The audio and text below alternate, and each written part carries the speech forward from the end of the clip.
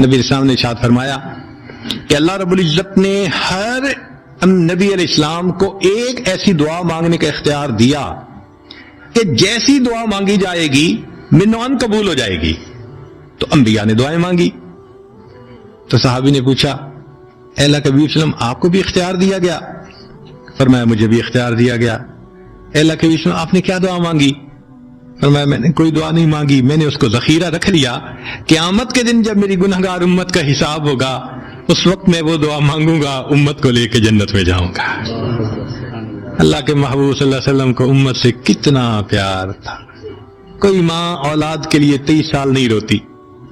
جوان بیٹا فوت ہو 2-4 مہینے رو کے پھر نارمل لائف ہو جاتی ہے. کوئی باپ اولاد کے لیے 23 سال نہیں روتا. اللہ کے پیارے حبیب صلی اللہ علیہ وسلم امت کے لیے 23 سال آنسو بہاتے، رب امتی رب امتی رب امتی دعا مانگتے تھے، لمبے سجدے. ام المومنین عائشہ رضی اللہ عنہا فرماتی ہیں کہ محبوب صلی اللہ علیہ وسلم کے آنسو جو مصلی پہ گرتے تھے مجھے لگتا تھا کہ بارش کے قطرے زمین کے اوپر گر رہے ہیں، ایسے آواز محسوس ہوتی تھی. اور اتنا لمبا سجدہ ہوتا تھا کہ کبھی کبھی میں اٹھ کے محبوب صلی اللہ علیہ وسلم کے پاؤں کے انگوٹھے کو ٹچ کرتی تھی کہ ابھی جان تو سلامت ہے نا. تب مجھے احساس ہوتا تھا نہیں ابھی تک زندہ ہے. سجدہ لمبا ہو گیا، اتنا لمبا سجدہ. کس کے لیے؟ اللہ امت کو گناہوں کو معاف فرما دے، امت کے گناہوں کو معاف. چنانچہ جب نبی علیہ الصلوۃ والسلام پر آخری یعنی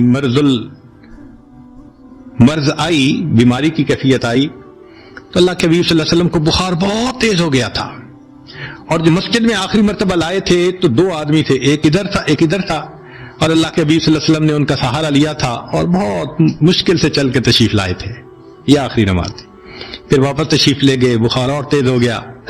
سیدہ عائشہ رضی اللہ عنہا فرماتی ہیں کہ میں نے اوپر کپڑا سا ڈال دیا، کپڑے کے اوپر سے مجھے گرمی محسوس ہو رہی تھی. میں نے پانی کا ایک پیالہ پیش کیا. اللہ کے حبیب صلی اللہ علیہ وسلم پانی کے پیالے میں ہاتھ مبارک ڈالتے تھے اور اپنے چہرے پہ لے رہے تھے، اور جسم تھا کہ جیسے کوئی گرم چیز میں سے گرمی نکل رہی ہوتی ہے، اس طرح وہ بخار سے دہک رہا تھا. فرماتی ہیں کہ مجھے محسوس ہوا کہ یہ تو بہت تیز بخار ہے، کبھی ایسا نہیں دیکھا. تو میں نے پوچھا اے اللہ کے حبیب صلی اللہ علیہ وسلم بخار ایسا تو کبھی نہیں دیکھا، اتنا زیادہ تیز، اتنا زیادہ تیز. نبی علیہ السلام نے فرمایا عائشہ، مومن کو سکرات موت کے وقت جو تکلیف ہوتی ہے اس پر بھی اس کے گناہ معاف ہوتے ہیں. میں نے اللہ سے یہ دعا مانگی تھی، اللہ جب میری سکرات کا وقت آئے تو مجھے تکلیف زیادہ دے دینا اور اس کے بدلے اللہ میری امت کے گناہوں کو معاف فرما دینا. عائشہ یہ وہ سکرات ہے جس کی وجہ سے مجھے تکلیف بہت ہے.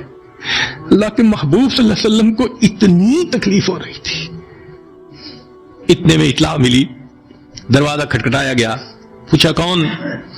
جواب ملا جبریل علیہ السلام اور اسرائیل علیہ السلام اجازت مانگتے ہیں آنے کی. نبی علیہ السلام نے فرمایا جبریل اندر آ جائیں. تو جبریل آئے. اے اللہ کے حبیب صلی اللہ علیہ وسلم، اللہ نے آپ کو یاد فرمایا ہے. نبی علیہ السلام نے فرمایا جبریل اللہ تعالیٰ سے پوچھ کے یہ پہلے بتاؤ میرے بعد میری امت کا کیا حال ہوگا، پہلے پوچھ کے بتاؤ. جبریل علیہ السلام نے اللہ تعالیٰ سے پوچھا. رب کریم نے کہا، فرمایا میرے محبوب سے جا کر کہہ دو اے محبوب آپ کے بعد آپ کی امت کو تنہا نہیں چھوڑیں گے. جب نبی علیہ السلام کو تسلی ہو گئی، محبوب نے فرمایا اچھا ملک الموت کو بھی اندر آنے دو. اللہ کے محبوب صلی اللہ علیہ وسلم کو امت سے ایسی محبت تھی. اللہ اکبر.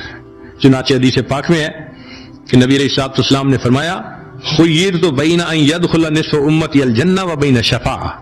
اللہ رب العزت نے مجھے چوائس دیا، اختیار دیا کہ اے میرے حبیب صلی اللہ علیہ وسلم آپ چاہیں تو آپ کی آدھی امت کو بلا حساب جنت بھیج دیں گے، اور آپ چاہیں تو جن کی آپ شفاعت کریں ان کو بھیجیں گے.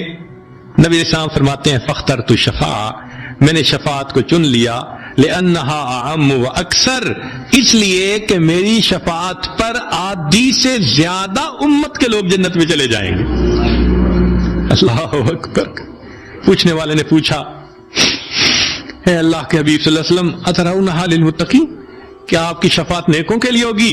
فرمایا لا ولکنھا للمذنبین الخطائین المتلوثین، نہیں، میری شفاعت میرے امت کے گناہ گاروں کے لیے ہوگی۔ اللہ کے حبیب صلی اللہ علیہ وسلم کی شفاعت کا نصیب ہو جانا یہ بھی گناہوں کی بخشش کا سبب ہے۔ مگر شفاعت کس کو نصیب ہوگی اس کی بھی تفصیل سن لیجئے۔ کچھ لوگ ہوتے ہیں سنت کو دیکھتے ہیں، ان کا دل خوش ہو جاتا ہے، وہ سنت رکھنے والے کو انکریج کرتے ہیں، اس کو مورل سپورٹ دیتے ہیں، نہیں نہیں تم نے اچھا کیا۔ اور کچھ وہ ہوتے ہیں کہ جو دیکھتے ہیں چہرے پہ سنت سجی، کیا ملا بن گئے، کیا تم نے چہرے پہ کر لیا۔ علماء نے لکھا جس نے سنت کو دیکھ کر ناگواری کا اظہار کیا اس نے اپنے آپ کو شفاعت سے محروم کر لیا۔ یہ نہیں ہے کہ ہم سنت کا مذاق بناتے پھریں اور ہمیں شفاعت نصیب ہوگی، نہیں، احترام ہو دل میں سنت کا۔ نبی علیہ الصلوۃ والسلام کی ایک ایک سنت پہ قربان ہو انسان، جب یوں محبت ہوگی تو پھر نبی علیہ الصلوۃ والسلام کی شفاعت بھی ان کے لیے ہوگی۔